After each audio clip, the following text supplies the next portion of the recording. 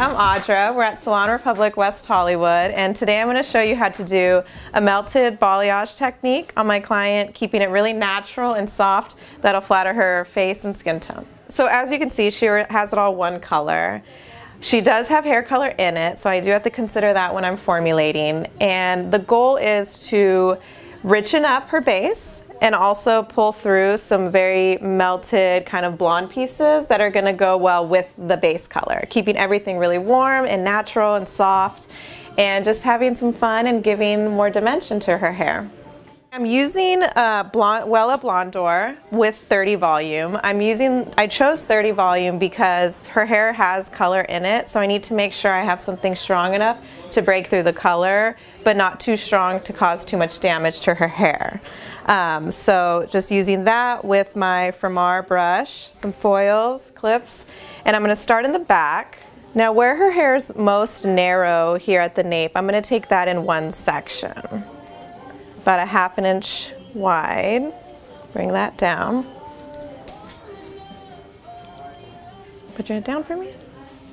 So I'm going to take that whole section and go ahead and back comb it. I'm just holding the very ends of the hair and placing the comb there and just moving it all the way up to the top. And that'll get like very random hairs up out of this way so that when I lighten what's below there, once I brush it back out, it'll be a really diffused look. Placing my foil underneath. And keeping my brush always slanted like this, never flat, just to make sure I don't create any lines in the hair. Working up.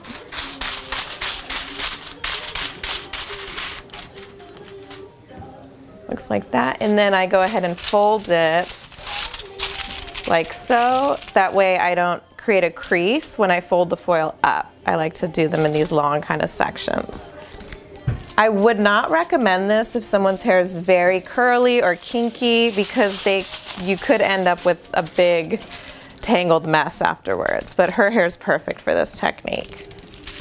Now I don't like to push the foil in when I'm closing it because I don't want to mess up with that blend that I did. I'm just kind of cinching the bottom and the top.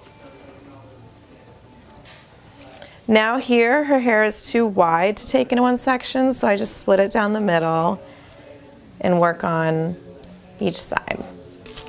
And I'm making sure that all that back comb is all the way up at the root, creating nice and clean sections for me to work with, and that way I don't run the risk of getting any weird spots or lines in the hair on hair that I'm not intending to get the lightener on.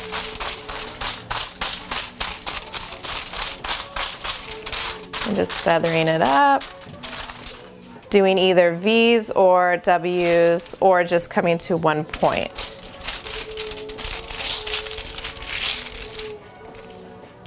Now that I'm at the top of this section, I have my last bit of hair here, which is now lean enough that I can take it with the top of this section. Doing this together will allow her hair to fall any which way and still look uniform. Moving to the front now, I'm going to go ahead and create a mohawk section on her. Get that out of the way because I'm going to do each side and then move to the top afterwards.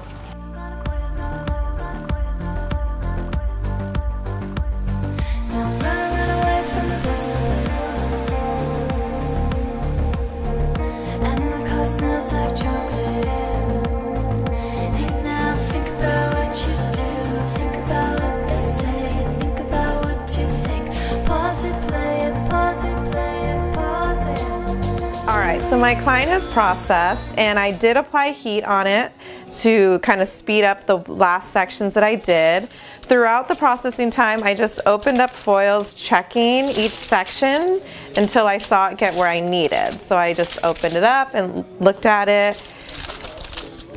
Just open that up and I can see that that's exactly where I want it to be. And the entire head looks like that now. It's all even. So I'm going to go ahead and rinse and then bring her back, comb her out, and apply the toner.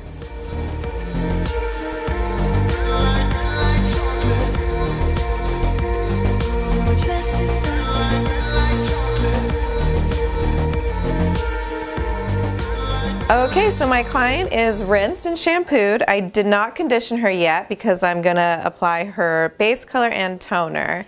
The base color I'm gonna use is a level 5 Warm Natural. It's by the color Wella Color Touch Plus line, so it's a really, really rich color for her base. And then as far as the toner, for whatever I've lightened, I'm gonna use a level 8 kind of natural warm as well. We want the color to be warm and rich and just gonna go well with her actual color.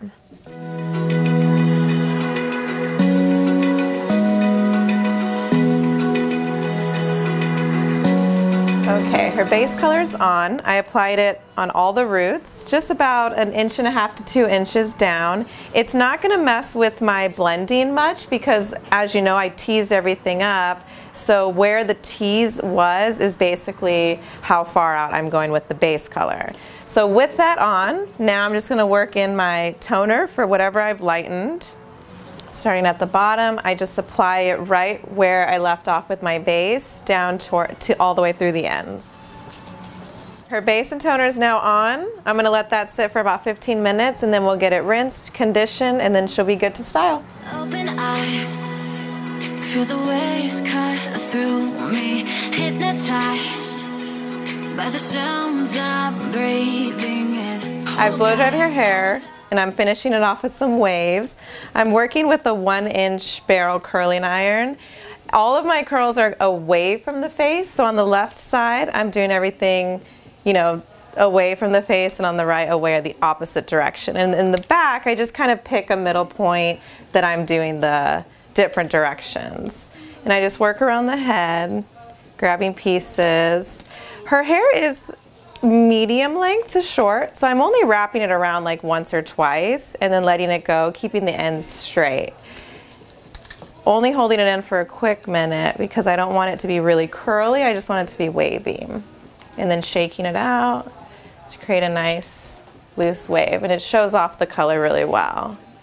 Okay, so now that's my finished product. She has her base color touched up, so it's nice and rich, but it's not too far from her natural, so as it grows out, she won't have a line of demarcation. And then I went ahead and added all that blonde to it. It's warm, it's rich, but it's not brassy, and it flatters her great, and she has these nice waves, and she's good to go. If you have any questions, you can direct message me at Audra Tong Hair on Instagram, and thanks for watching.